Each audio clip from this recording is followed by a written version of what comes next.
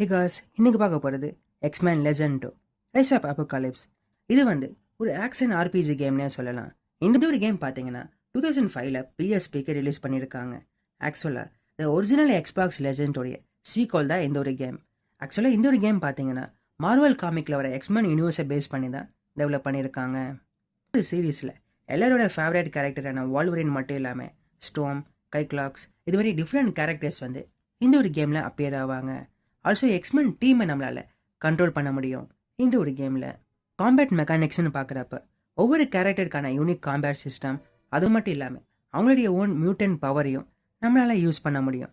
நம்ம எனிமீஸை டிஃபீட் பண்ணுறதுக்கு ஒரு நல்ல ஸ்டோரி லைன், அது மட்டும் இல்லாமல் ஒரு நல்ல ஆக்ஷன் கேம் பிளே இந்த ஒரு கேமில் கொடுத்துருக்காங்க.